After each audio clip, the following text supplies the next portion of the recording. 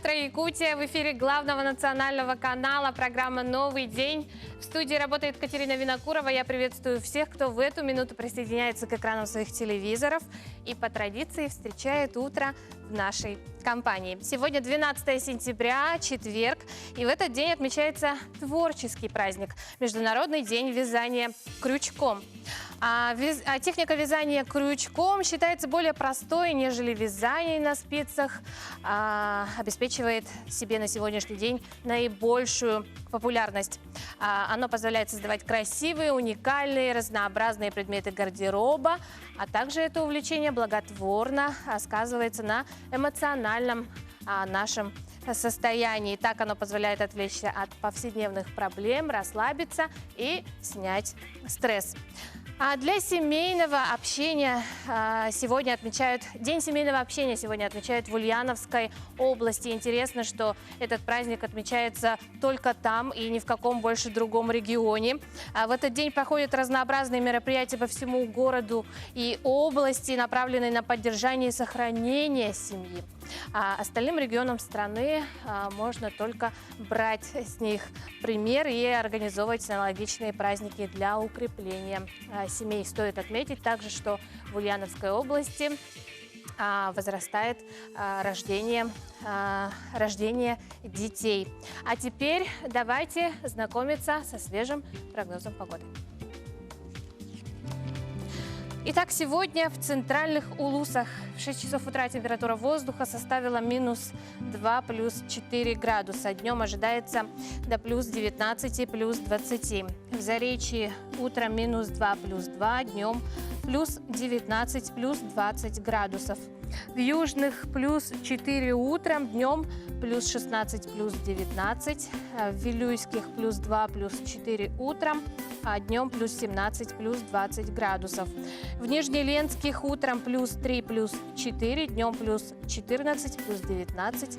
В Западных утром плюс 3, плюс 4, днем до плюс 13, плюс 15 градусов. В Колыме-Дигирских -1, -5 утром, а днем до плюс 7, плюс 14. В Янских утром 0, плюс 6, днем до плюс 12. В северо-западных плюс 4, плюс 7 утром, днем плюс 8, плюс 10 градусов. В 6 часов утра температура воздуха в городе Якутске составила плюс 6 градусов. Атмосферное давление 746 миллиметров ртутного столба. Ветер юго-восточный 3,8 метров в секунду. Днем в городе Якутске ожидается без осадков. Температура воздуха прогреется до плюс 16, плюс 18 градусов. Создание единого реестра населения выходит на финишную прямую. В понедельник, 9 сентября, законопроект об этом прошел через Комитет Госдумы и бюджету по налогам. Ранее получил поддержку Комитета по информационной политике, информационным технологиям и связи. Оба рекомендовали принять его в первом чтении. Более подробно далее. В реестр будут включаться базовые сведения о каждом гражданине. Фамилия, имя, отчество, пол, дата, место рождения и смерти, номера паспорта, водительского удостоверения, СНИЛС, ИНН, а также дополнительная информация о семейном положении и родственных связях. Оператор Федеральная налоговая служба сможет получать данные из разных источников, в том числе других госструктур, через систему межведомственного электронного взаимодействия. Как отмечено в пояснительной записке к законопроекту, создание Федерального реестра населения позволит повысить оперативность и качество принимаемых решений в сфере государственного и муниципального управления, обеспечить достоверность и актуальность информации о жителях страны, сократить сроки оказания государственных и муниципальных услуг. Кроме того, с его помощью власти рассчитывают обеспечить переход на качественно новый уровень расчета и начисления налогов на доходы физлиц, повысить собираемость платежей в бюджетную систему, сократить число мошенничеств при получении мер социальной поддержки. Другими главными событиями нас ознакомят мои коллеги из информационной службы, после чего мы с вами увидимся. Оставайтесь с нами.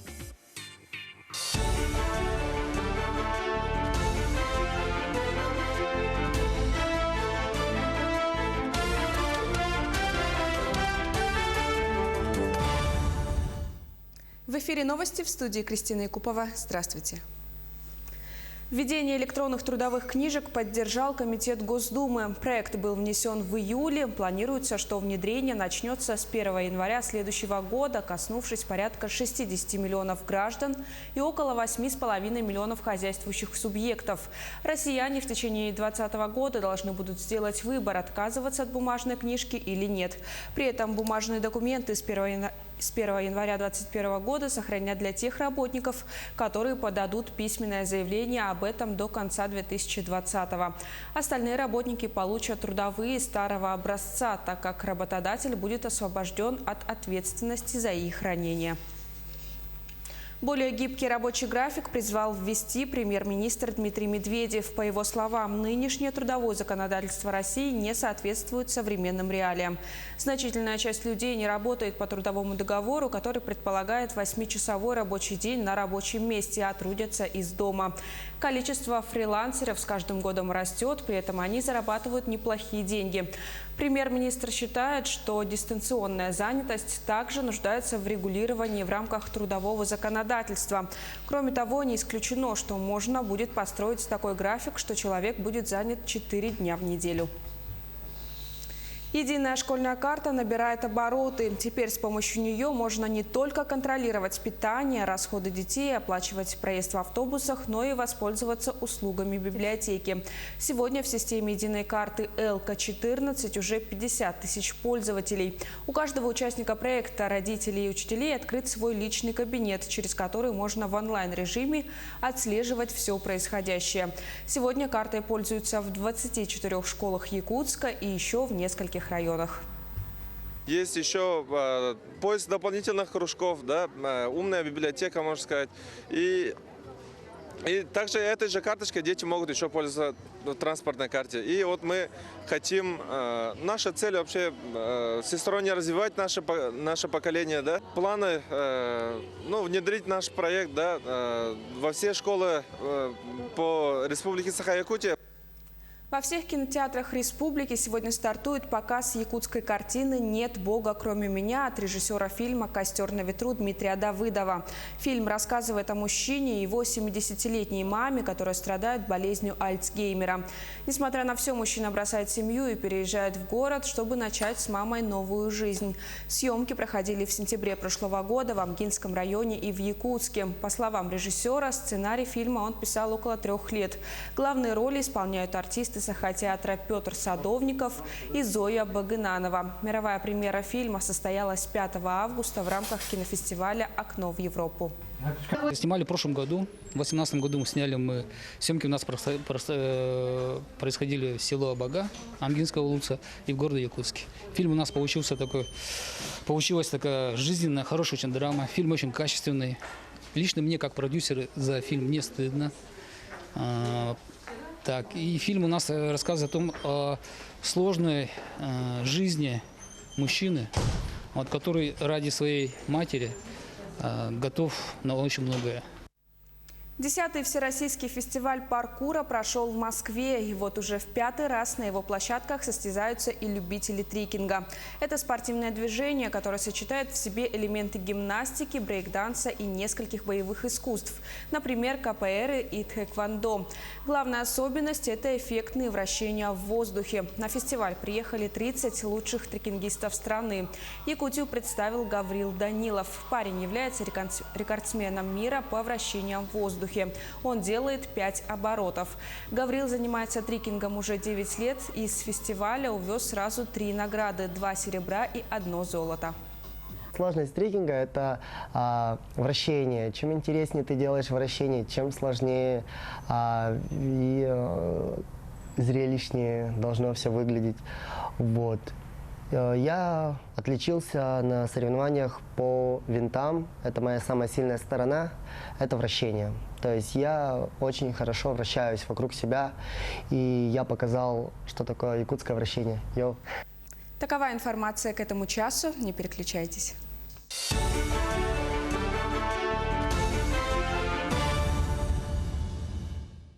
Добро пожаловать в новый день. Мы продолжаем. Хочу напомнить вам про наш WhatsApp номер абонент МТС 279-2262, на который вы можете отправлять свои сообщения. Национальная библиотека Якутии была основана 14 сентября 1925 года. Послезавтра она отмечает свое 94-летие. В настоящее время Национальная библиотека – это крупнейшая библиотека нашей республики и северо-востока Российской Федерации. О мероприятиях и об итогах работы мы сегодня говорим с нашими гостями. Рада представить вам заведующую Центром управления документальными фондами и обеспечения стационарным обслуживанием Национальной библиотеки Республики Светлану Байтунову и заведующую Центром библиотечно-информационного обслуживания Национальной библиотеки Светлану Попову. Доброе утро, уважаемые гости. Две Светланы осветили нашу студию сегодня. Светлана Александровна, давайте немного об истории, углубимся в историю. 94 года, это действительно, это почти вековая история, да? Да, это действительно очень такая значимая дата, и это в преддверии столетия. И хочу сказать, что 14 сентября по приказу Максима Кировича Амосова, который очень понимал вообще роль библиотек, значимость вообще чтения книги в жизни человека, тем более такой молодой республики, была основана самая крупная научная главная библиотека нашего региона. Фонды ее составили фонды практически всех дореволюционных крупных учреждений города Якутска. Плюс ко всему активно, конечно же, помогали центральные города. Книги были получены из Москвы, Санкт-Петербурга, Казани и многих других городов. И сейчас по праву мы можем гордиться тем, что у нас сформирован очень уникальный фонд, неповторимый, единственный, можно сказать, на планете Земля, где хранятся наибольшее количество самых первых книг на языках народов Якутии, первые дореволюционные газеты, журналы. И у нас вообще коллекционный принцип хранения. Помимо, конечно же, вот этих коллекций дореволюционных учреждений, очень обширная коллекция русской книги XIX века, иностранных книг. У нас имеются еще коллекции ученых. Коллекции мы собираем деятелей культуры, науки и искусства. И среди таких вот коллекций, которые я хотела бы, конечно же, отметить, это одна из таких последних крупных в количественном отношении, ну и, конечно, очень интересная, содержательная, это коллекция археологов Мочановых Юрия Алексеевича и Светланы Александровны Федосеевой, которые абсолютно безвозмездно в дар, уезжая отсюда, значит, навсегда к сыну в Украину, он любезно подарил Национальной библиотеке. И также, конечно же, мы вот ждем буквально вот в эти дни, в эти месяцы поступления в наши фонды уникальной тоже коллекции, подаренной, значит, профессором, ученым с мировым именем Улы Павловны Йоханссон. Эта коллекция прибудет к нам из Кёльна. Здорово. Ага. Большой фонд редких, даже можно сказать, золотой фонд. Да. Ну, самое главное, конечно же, это не редкость даже книг, а уникальная судьба каждой книги, поскольку это книги пережили большое количество различных, это получается, они пережили, во-первых, конечно же, долгую такую транспортную схему, это в XIX веке путь составлял ее от нескольких месяцев даже до нескольких лет, поскольку во многих, значит, населенных пунктах отсутствовала почтовая связь, и буквально книги передавались с Аказии. И мы с вами прекрасно знаем даже по современной ситуации, что книги везде это всегда бывает очень тяжело, поэтому только такие необходимые, нужные и желанные книги, конечно, очень ценные для своих хозяев, конечно же, были привезены сюда. Если мы, конечно же, рассматриваем с вами истоки, это первые века, это начиная с 17 века попадает сюда книга вообще в первый раз. Вот таким образом. И 19 век это тоже достаточно она долго и длительно сюда везлась и формировалась. И очень много у нас личных коллекций политических ссыльных. Это тоже, конечно, золотой фонд Национальной библиотеки. Ну, что касается теперь уже современной деятельности библиотеки, да? хотелось бы рассказать о том, что, конечно, библиотека сейчас у нас развивается в ногу со временем, активно развивает электронные формы работы. И вот как раз к 14 сентября мы запланировали запуск приложения. Приложение будет называться «Пушкинка», называется. Тестовый режим. Пушкинка, Пушкинка, да. Ага. Хотя сейчас Национальная библиотека уже не имеет такой вот имени Пушкина, но приложение, да, узнаваемость, да. Да. И кроме этого планируем запустить акцию «Библиотека мечты». Вот это сегодня как раз будем анонсировать, и наши читатели, наши пользователи будут рассказывать о лучших библиотеках мира, и все это мы будем транслировать в социальных сетях своих. Вот такие две акции планируем запустить масштабные. А приложение, оно уже запущено или в ближайшее Пока время, в тестовом да, режиме, и запускается? да, То есть его можно будет скачать? можно будет скачать и получить доступ к электронным изданиям из электронной библиотеки, Национальной библиотеки. Ну, это отличная Уникальность, новость. да, это Да. уникальность этого приложения в том, что помимо того, что это на территории Российской Федерации, то можно будет буквально использовать ее и с разных вообще точек нашего мира. С То есть любого. выходим в Да. мировое пространство. Здорово. Но в рамках дня рождения, да, что ожидает население в библиотеке, в Национальной библиотеке, в родной старой доброй Пушкинке, да? В родной старой доброй Пушкинке нас ожидает также вот с понедельника стартует у нас акция «Запишись в библиотеку», по которой мы проводим дни открытых дверей. То есть сейчас у нас активно записываются студенты, это, конечно, вот для них ориентирована наша литература. Они будут приходить к нам. Акция у нас также будет подвешенный билет, по которому первокурсники будут получать бесплатные читательские билеты. Для них у нас проведут экскурсии, квесты на выбор. Вот такие вот интересные мероприятия. Ну, у меня такой больше теперь уже личный вопрос, да? Почему вы выбрали своей деятельностью именно это место, библиотеку? Да? Как так получилось? Ну, я вообще считаю, что и вообще многие наши коллеги, конечно же, понимают в полной мере, что библиотека – это вообще такое уникальное место. Оно выполняет особую миссию перед народом. Во-первых, и, собственно говоря, не просто библиотека, а тем более головная библиотека нашего региона, это Национальная библиотека. Она является как раз хранителем всей документной памяти. У нас имеется очень важная функция, роль и миссия – это сохранить национальную память нашего народа, документную. Поэтому мы активно формируем все документы, вышедшие на территории и за ее пределами о нашей стране. И у нас есть такой неприкосновенный документный запас, документный фонд, который называется «Сандалы-Бичик». И вот для будущих поколений мы сохраняем очень бережно. Истории. Что ж, Светлана Кентина, Светлана Александровна, огромное вам спасибо за участие в нашей программе. Поздравляем с наступающим днем рождения нашей библиотеки. Я думаю, это общий праздник, да? Да. Для всего населения республики. Отличного дня, плодотворной работы и ждем поскорее запуска приложения и хороших новостей. Спасибо. С 2016 года агентство субсидий предоставляет компенсацию расходов по оплате взноса на капитальный ремонт. Право на такую компенсацию имеют неработающие собственники жилых помещений старше 70 лет, также собственники жилых помещений старше 70 лет, проживающие совместно с неработающими гражданами пенсионного возраста, в том числе с неработающими инвалидами первой и второй категории. Как подать документы через сайт госуслуг, узнаем в следующем материале.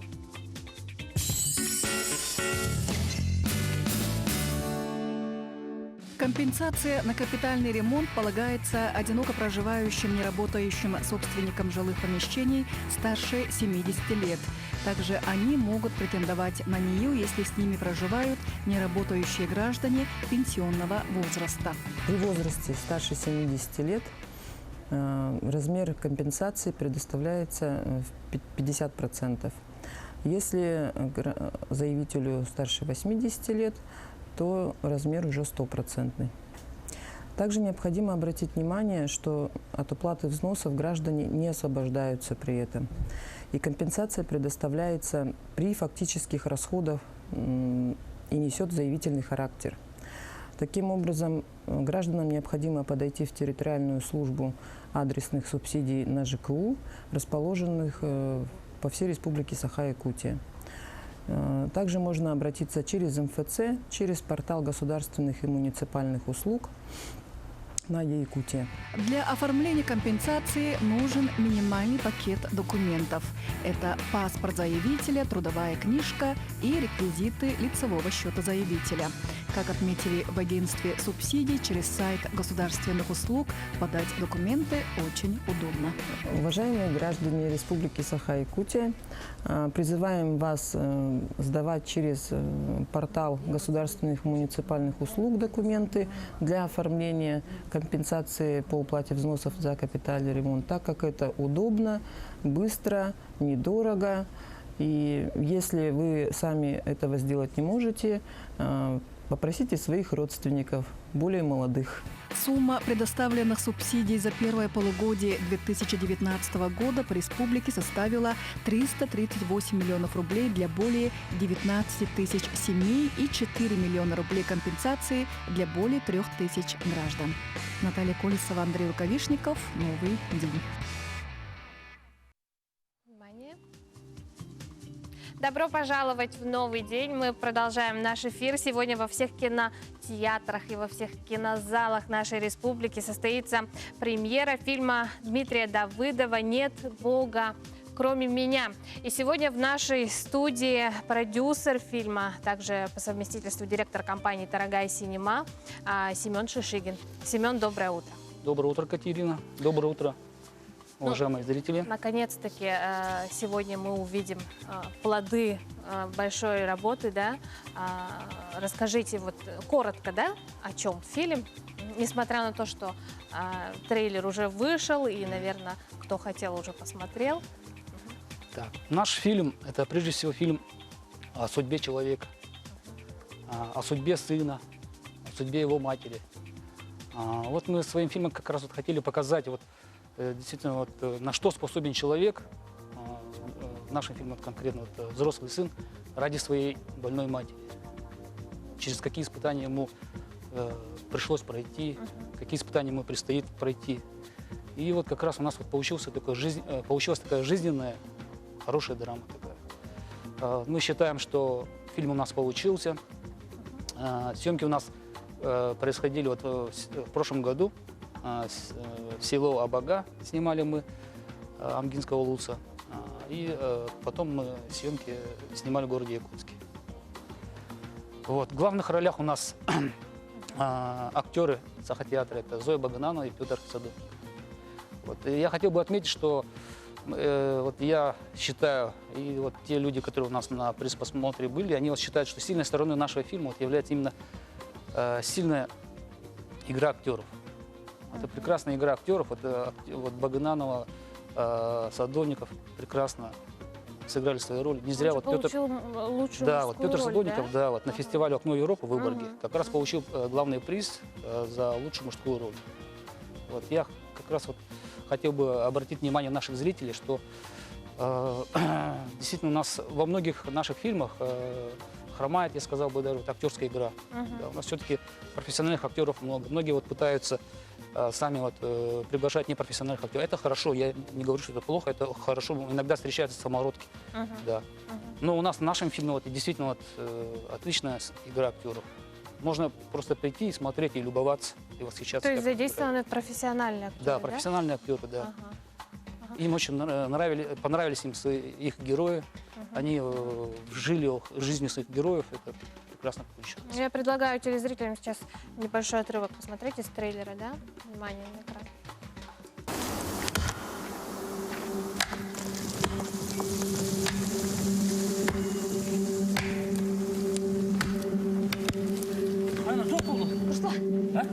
Мама!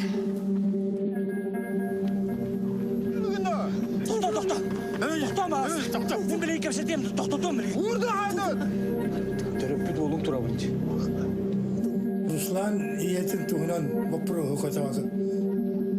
Туйди кураттань. Бедойду девять манне.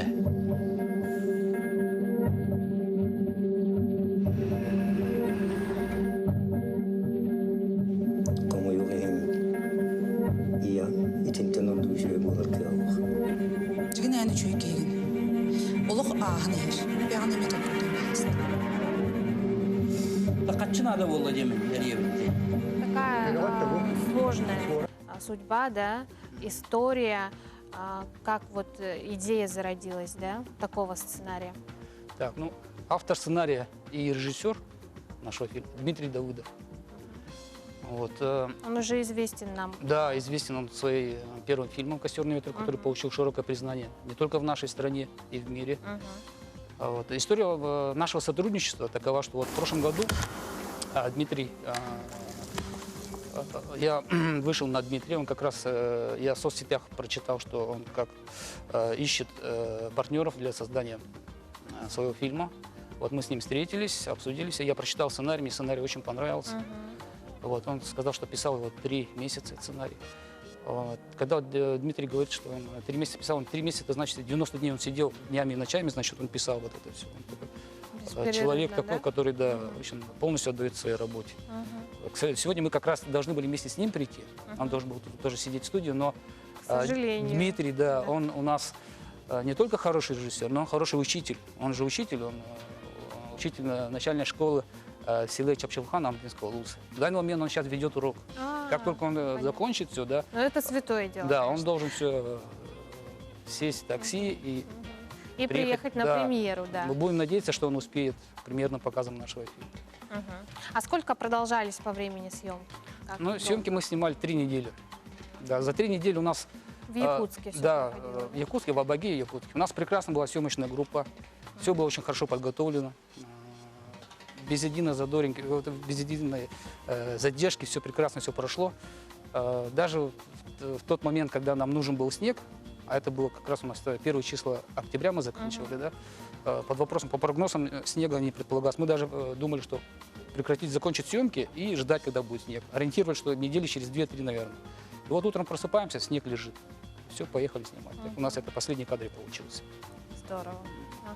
Но стоит отметить, что фильм, он, несмотря на то, что идет на якутском языке, также и русскоязычные зрители, да? Да. Я хотел бы обратиться вот как раз вот русскоязычным зрителям нашим, да.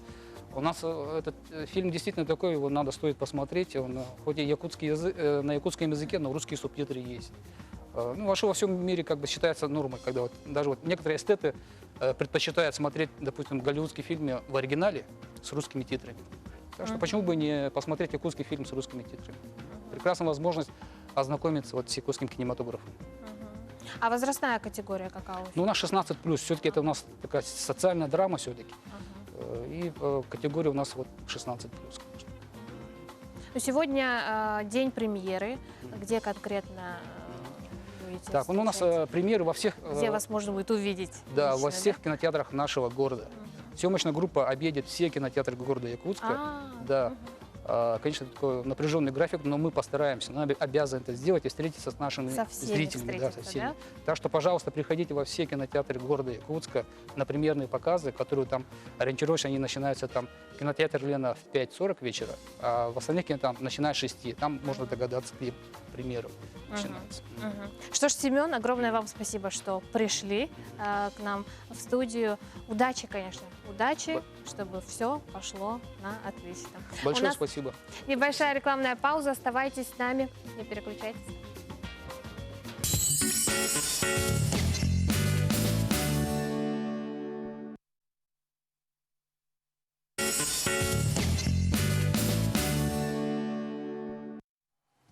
Доброе утро. Мы продолжаем наш эфир.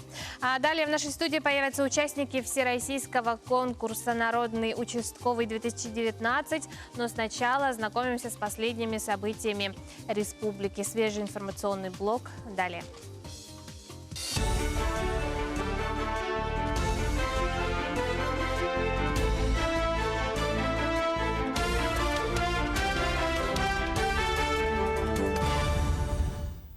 В эфире новости, в студии Кристина Якупова. Здравствуйте. Введение электронных трудовых книжек поддержал Комитет Госдумы. Проект был внесен в июле. Планируется, что внедрение начнется с 1 января следующего года, коснувшись порядка 60 миллионов граждан и около 8,5 миллионов хозяйствующих субъектов. Россияне в течение 2020 года должны будут сделать выбор, отказываться от бумажной книжки или нет. При этом бумажные документы с 1 января 2021 года сохранят для тех работников, которые подадут письменное заявление об этом до конца 2020-го. Остальные работники получат трудовые старого образца, так как работодатель будет освобожден от ответственности за их хранение. Более гибкий рабочий график призвал ввести премьер-министр Дмитрий Медведев. По его словам, нынешнее трудовое законодательство России не соответствует современным реалиям. Значительная часть людей не работает по трудовому договору, который предполагает 8-часовой рабочий день на рабочем месте, а трудятся из дома. Количество фрилансеров с каждым годом растет, при этом они зарабатывают неплохие деньги. Премьер-министр считает, что дистанционная занятость также нуждается в регулировании в рамках трудового законодательства. Кроме того, не исключено, что можно будет построить такой график, что человек будет занят 4 дня в неделю. Единая школьная карта набирает обороты. Теперь с помощью нее можно не только контролировать питание, расходы детей, оплачивать проезд в автобусах, но и воспользоваться услугами библиотеки. Сегодня в системе единой карты ЛК-14 уже 50 тысяч пользователей. У каждого участника проекта, родителей и учителей, открыт свой личный кабинет, через который можно в онлайн-режиме отслеживать все происходящее. Сегодня картой пользуются в 24 школах Якутска и еще в нескольких районах. Есть еще поиск дополнительных кружков, да, умная библиотека, можно сказать. И также этой же карточкой дети могут еще пользоваться транспортной карте. И вот мы хотим, наша цель вообще всесторонне развивать наше поколение, да. Планы, внедрить наш проект, да, во все школы по Республике Саха-Якутия. Во всех кинотеатрах республики сегодня стартует показ якутской картины «Нет Бога, кроме меня» от режиссера фильма «Костер на ветру» Дмитрия Давыдова. Фильм рассказывает о мужчине и его 70-летней маме, которая страдает болезнью Альцгеймера. Несмотря на все, мужчина бросает семью и переезжает в город, чтобы начать с мамой новую жизнь. Съемки проходили в сентябре прошлого года в Амгинском районе и в Якутске. По словам режиссера, сценарий фильма он писал около 3 лет. Главные роли исполняют артисты Саха-театра Петр Садовников и Зоя Багынанова. Мировая премьера фильма состоялась 5 августа в рамках кинофестиваля «Окно в Европу». Снимали в прошлом году. В 2018 году съемки у нас происходили в село Абага, Амгинского улуца и в городе Якутске. Фильм у нас получилась такая жизненная, хорошая очень драма. Фильм очень качественный. Лично мне, как продюсеру, за фильм не стыдно. И фильм у нас рассказывает о сложной жизни мужчины, который ради своей матери готов на очень многое. 10-й Всероссийский фестиваль паркура прошел в Москве. И вот уже в 5-й раз на его площадках состязаются и любители трекинга. Это спортивное движение, которое сочетает в себе элементы гимнастики, брейк-данса и нескольких боевых искусств. Например, КПР и тхэквондо. Главная особенность – это эффектные вращения в воздухе. На фестиваль приехали 30 лучших трекингистов страны. Якутию представил Гаврил Данилов. Парень является рекордсменом мира по вращениям в воздухе. Он делает 5 оборотов. Гаврил занимается трекингом уже 9 лет и с фестиваля увез сразу 3 награды – 2 серебра и 1 золото. Сложность трекинга – это вращение. Чем интереснее ты делаешь вращение, чем сложнее и зрелищнее должно все выглядеть. Вот. Я отличился на соревнованиях по винтам. Это моя самая сильная сторона – это вращение. То есть я очень хорошо вращаюсь вокруг себя, и я показал, что такое якутское вращение. Йоу. Такова информация к этому часу. Не переключайтесь.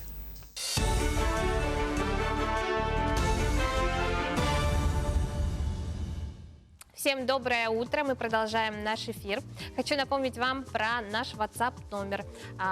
Сообщения приходят, но приходят с вопросами, почему мы начинаем с русского блока. Еще раз хотим вам напомнить, что с нового сезона, точнее с этого понедельника, мы выходим с 7 часов утра. Сначала встречайте утро с нами, а с 8 часов не теряйте наших коллег из Сангакюнь. Мы продолжаем. В Якутии стартовал ежегодный всероссийский конкурс «Народный участковый», который проводится в рамках развития инициатив руководства ведомства по укреплению обратной связи с населением, повышению открытости и прозрачности работы сотрудников полиции. И сегодня у нас в гостях люди в форме, участник конкурса «Народный участковый 2019», старший участковый уполномоченный отдела полиции номер 4 Межмуниципального управления МВД России, майор полиции Леонид Лебедев и временно исполняющий обязанности начальника отделения участковых уполномоченных полиции по делам несовершеннолетних отдела полиции номер 4 Межмуниципального управления МВД России, майор полиции Михаил Амцудоев. Доброе утро, уважаемые гости. Доброе утро. Михаил, как нам известно, да, ныне вы не являетесь участником, но до этого в предыдущие разы вы несколько раз принимали участие в конкурсе «Народный участковый». Все верно, да? Да, конечно. Расскажите немного о конкурсе и об участии. Я несколько раз принимал участие в данном конкурсе. Первый раз принимал в 2012 году. Как раз в этом году был организован этот конкурс. Вообще конкурс проводится в 3 этапа. Первые 2 этапа на региональном уровне, а 3-й этап это уже всероссийский. То есть на 3-м этапе принимает участие тот сотрудник, который победил в 1-м и 2-м этапе. То есть он уже фактически представляет свой регион, свою республику, можно сказать. Конечно, голосование идет онлайн, онлайн, как известно, онлайн, да? Ага, и оно уже... Да, на сайте получается 1-й и 2-й этап, информация о каждом участнике, то есть как конкурсанте, размещается информация на сайте МВД Якутии. Это 1-й и 2-й этап. Там каждый житель может зайти на этот сайт, ознакомиться с результатом, да. Там размещены, получается, анкеты на каждого участника, где указана вся информация. И каждый житель может, ознакомившись с данным анкетом, выбрать, на свой взгляд, самого достойного, который может действительно нести звание народный участковый. На его взгляд, да?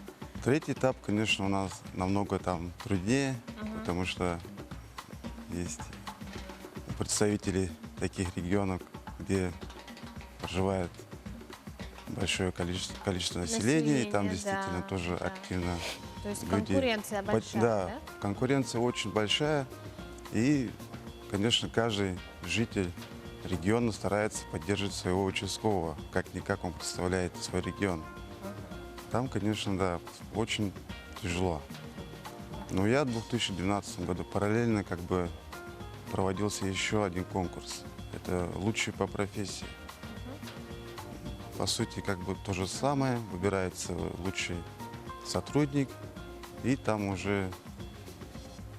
конечно, не интернет-голосование в онлайн-режиме, а там уже на что способен сотрудник. Нынче в конкурсе «Народный участковый» сколько сотрудников принимает участие? У нас получается на территории города Якутска 4 городских отдела. Можно сказать, с каждого отдела где-то 1 сотрудник, где-то 2. И помимо этого, конечно, вся республика. И среди них Леонид, да? Да, Леонид, расскажите, вы по своей инициативе принимаете участие или вас выдвигают по работе? Предлагают? По приказу. По приказу, да? Да, по приказу. У нас У нас не спрашивают, а человек хочет или нет. Сказали, приказали Ну, у нас как сотруднику, бы, и приказ конечно, исполняется. Как я вас понимаю. у нас, конечно, изучается как бы результаты каждого сотрудника, положительные отзывы населения. То есть это для участкового самое главное, это, конечно, поддержка населения, уважение, доверие. Поэтому бывает тоже и от жителей иногда поступают такие жалобы. Давайте. Они знают, что ежегодно проходит всероссийский конкурс. И тоже свои предложения выносят. Давайте нашего участкового, потому что он самый достойный. А про Леонида Аркадьевича могу сказать, что действительно население его знает с хорошей, с положительной стороны. Вот, кстати, да, известно, да, такая новость была, что именно Леонид нашел какую-то большую сумму денег и вернул ее владельцу, да, правильно? Можете рассказать подробнее?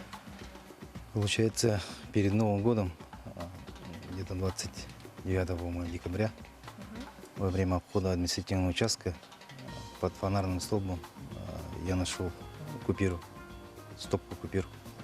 Стопку купюр. Стопку купюр, ага. Поднял и пошел себе на работу.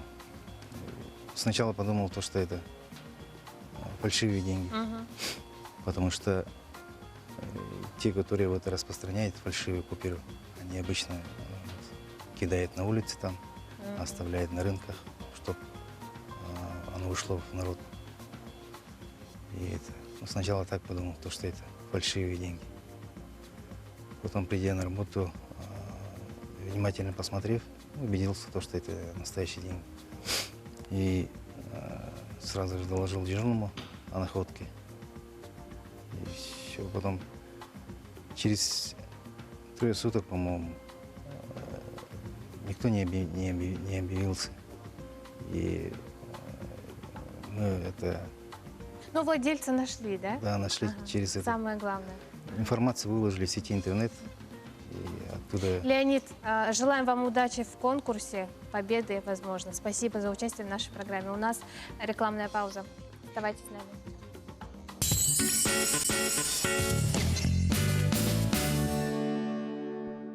12 сентября, четверг на календаре. Мы продолжаем наш эфир, знакомимся со свежим прогнозом погоды. Итак, сегодня в центральных Улусах в 6 часов утра температура воздуха составила -2, +4 градуса. Днем ожидается +19, +20. В Заречье утром -2, +2, днем +19, +20. В Южных утром +4, днем +16, +19 градусов. В Вилюйских +2, +4 утром, днем +17, +20. В Нижнеленских утром +3, +4, днем до +14-19. В Западных +3, +4 утром, днем +13, +15. В Колымайди-Гирских -5, -1 утром, днем +7, +14. В Янских 0, +6 утром, днем +6, +12 градусов. В северо-западных Улусах +4, +7 утром, днем +8, +10. В 6 часов утра температура воздуха в городе Якутске составила +6 градусов. Атмосферное давление 746 миллиметров ртутного столба. Ветер юго-восточный 3,8 метров в секунду. Днем в городе Якутске ожидается без осадков.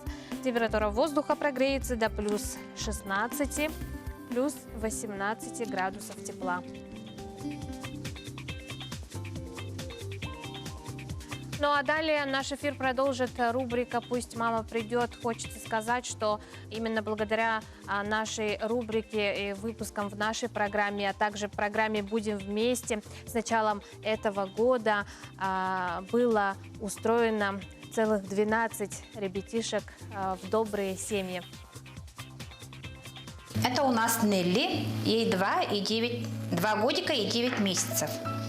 Девочка к нам пришла в октябре прошлого года, да, и находится у нас до сих пор. Девочка у нас очень спокойная, да, общительная, она очень активная, хорошо занимается, вот любит вот такие мелкие игрушками играть, может часами вот так сидеть и играть.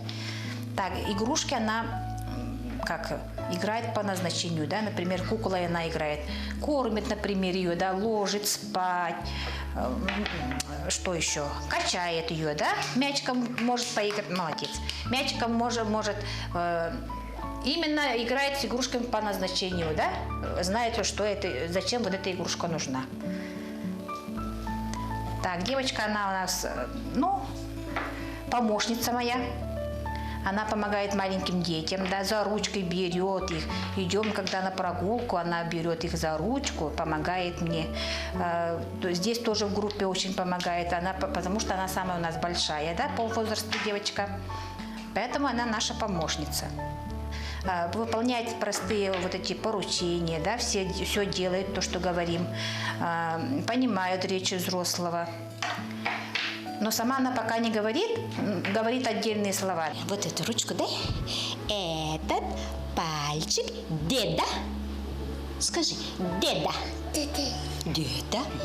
Этот пальчик баба. Баба. Баба. Во, молодец. Этот пальчик папа. Папа. Да, папа. Этот пальчик мама. Мама. Мама. Мама. Скажи, мама. Нелли очень смышленая, трогательная и открытая девочка. Она любит рассматривать книжки, пока не говорит, но очень рада любому общению. И мы надеемся, что когда-нибудь Нелли произнесет слово «мама».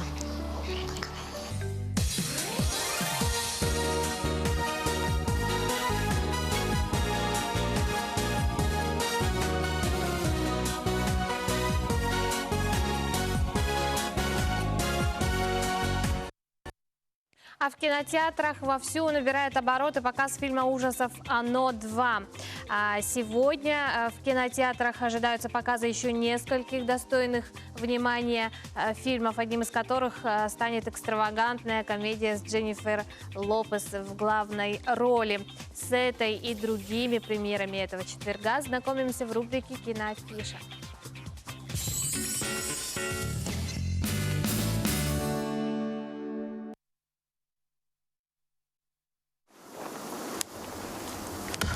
Представляем вашему вниманию киноновинки этой недели, которые можно посмотреть в кинотеатре «Лена» уже сегодня. Мама! Специальный приз жюри за лучшую мужскую роль 27-го фестиваля российского кино «Окно в Европу» в городе Выборге в августе этого года. Фильм «Нет Бога, кроме меня» от режиссера Дмитрия Давыдова. Ему 40 лет, его матери под 70. Он бросил семью, детей для того, чтобы ухаживать за своей матерью, у которой прогрессирует болезнь Альцгеймера. Она начинает забывать своего сына. Кто она? Какая была у нее жизнь? У главного героя теперь только одна цель в жизни. Во что бы то ни стало сохранить в ней память о себе.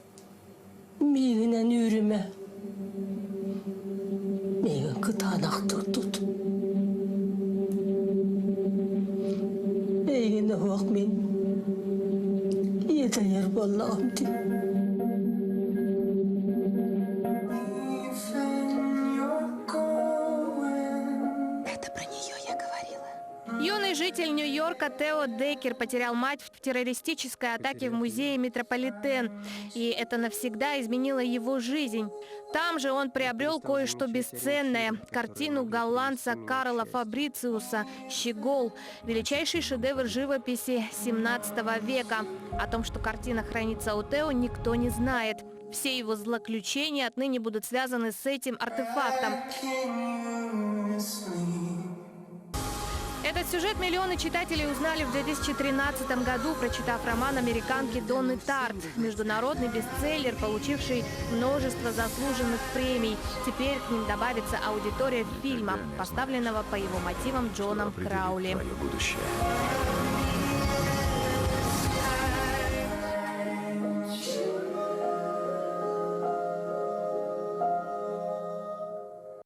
Передний захват, захват лодыжкой, захват коленом. Дестини, Рамона, Элизабет, Мерседес, Аннабель и другие прелестницы работают в элитном стриптиз-клубе. Девушки раздеваются за деньги, а их клиентами являются довольно влиятельные финансисты, банкиры, политики и знаменитости с Уолл-стрит. Казалось, что жизнь красавиц всегда будет обеспеченной и гламурной, но однажды начался глобальный экономический кризис, который не обошел стороной и прекрасных стриптизерш. В одночасье они стали банкротами. Девушки решают не сдаваться и составляют хитроумный план, как вернуть благосостояние. Удастся ли им реализовать задуманное? О, Господи, помогите, мой муж!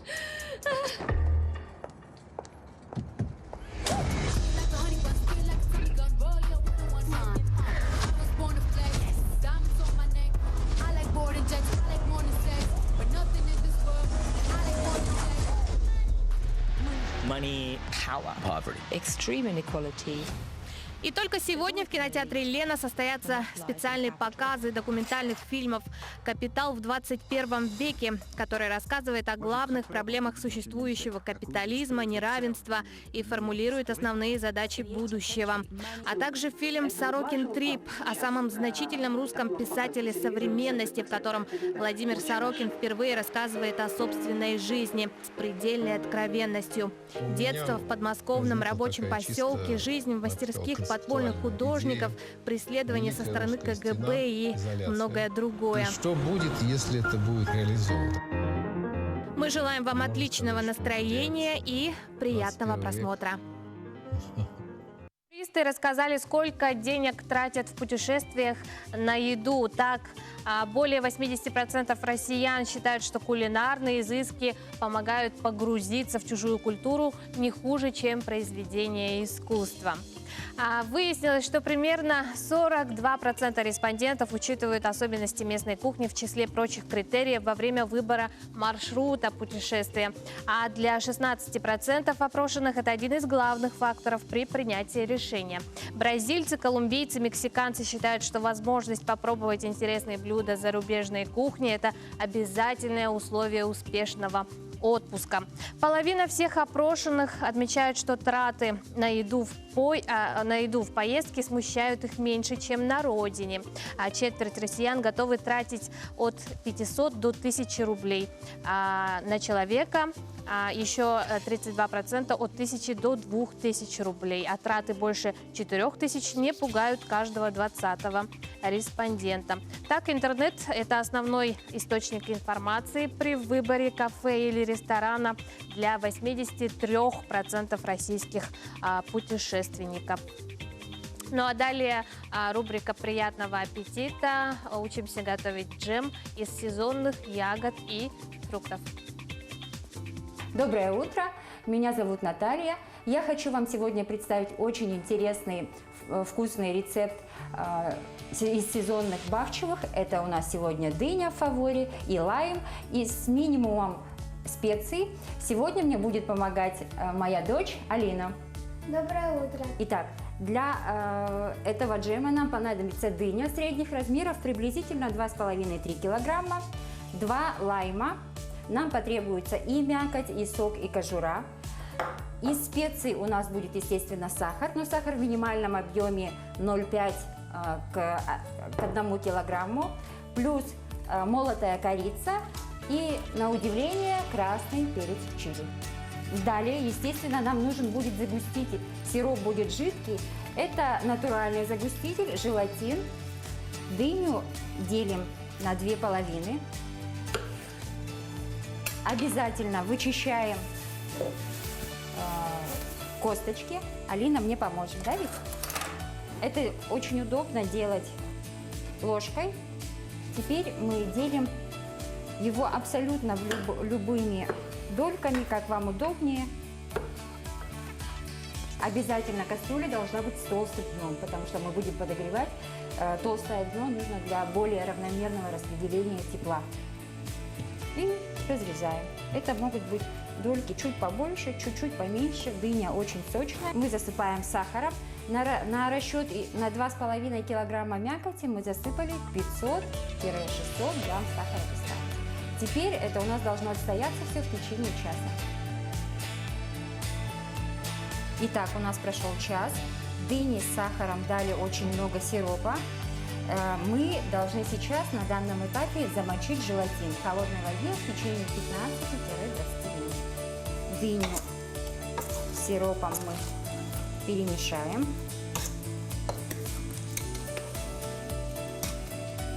И ставим на огонь. Обязательно при кипении будет образовываться пенка, которую обязательно нужно убирать. Джем у нас прокипел 20 минут, мы обязательно снимаем пенку, не забываем, да? Теперь мы добавляем натертую цедру лайма